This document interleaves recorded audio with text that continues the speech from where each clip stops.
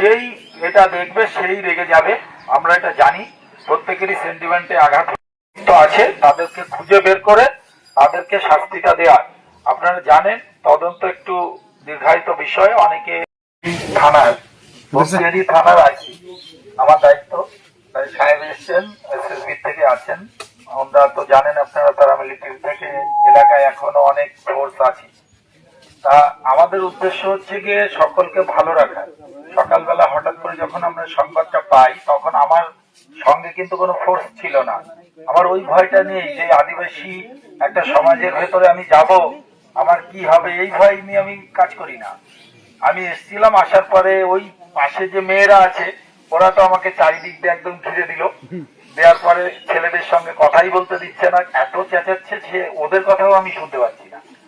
তারপরে যাই হোক, আমি ছেলেদের সঙ্গে কথা বললাম। এখানে ছেলেরা যারা আছে যথেষ্ট কোঅপারেটিভ এবং যথেষ্ট ভালো। এদেরকে যখন আমি মাইকে ডাকলাম, বললাম যে এলাকার যে দোকানগুলো আছে ভাই তোমাদেরই তো, আদিবাসী সম্প্রদায়েরই দোকান বেশিরভাগ, তো তোমরা যেটা দোকানপাট আছে এটা নষ্ট করো না, কারণ এটা তোমাদেরই কোনো না কোনো ভাইয়ের ক্ষতি হবে। তা ওরা আমার কথাটা বুঝলো। তারপরে আমরা যখন মূর্তিটার কাছে আমি আসি, তারপরে এসে দেখলাম বাহনটা ভাঙা আছে। সেটা স্বাভাবিক, ভগবানের মূর্তি।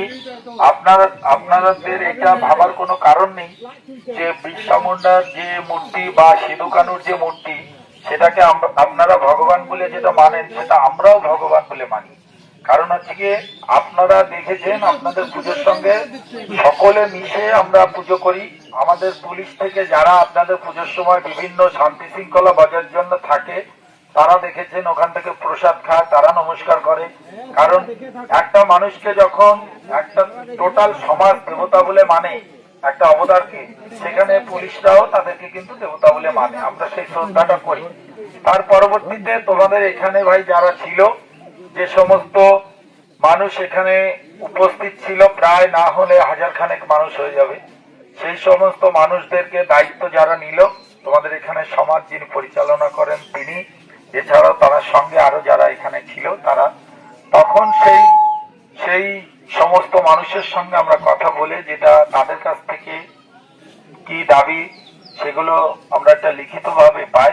তারা যেটা দাবি রেখেছিল যে আমাদের এখানে পাহারা দিতে হবে, আমরা সঙ্গে সঙ্গে পাহারার ব্যবস্থা করে দিয়েছি। আমাদের যে মূর্তিটা আছে মূর্তিটাকে চেঞ্জ করে নতুন মূর্তি আমাদের এখানে দিতে হবে। সেটা আমরা কোনো রাজনৈতিক দলের সাহায্য নিয়ে নয়, আমি সেটা ডিএম পর্যন্ত কথাবার্তা বলে প্রশাসনিক ভাবে যাতে সাহায্য পেয়ে যারা এই মূর্তিটা নতুন করে পেতে পারে সেই ব্যবস্থা করেছি। এবং এখানে পুজো সামনে জুন মাসে পুজো আছে, সেই জুন মাসের আগে যাতে মূর্তিটা আসে সেই ব্যবস্থাও করেছি।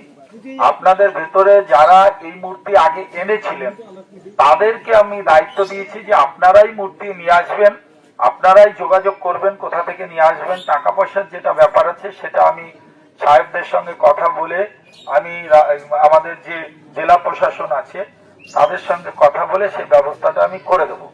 এছাড়া যেটা আপনাদের আরেকটা ছিল যে এই ঘটনাটা ঘটিয়েছে, আমরা সেই যে লিখিতটা পেয়েছি তার উপরে আমরা কেস করে পরিপূর্ণ তদন্ত করে এই ঘটনাটা খুঁজে বের করে যে ঘটিয়েছে তার একদম শাস্তির ব্যবস্থা করছি।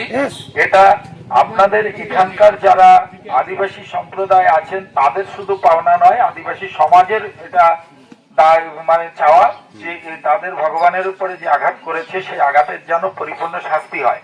আমরা আদিবাসী সমাজ বলে কথা নয়, আমরা একজন সাধারণ মানুষ হিসাবে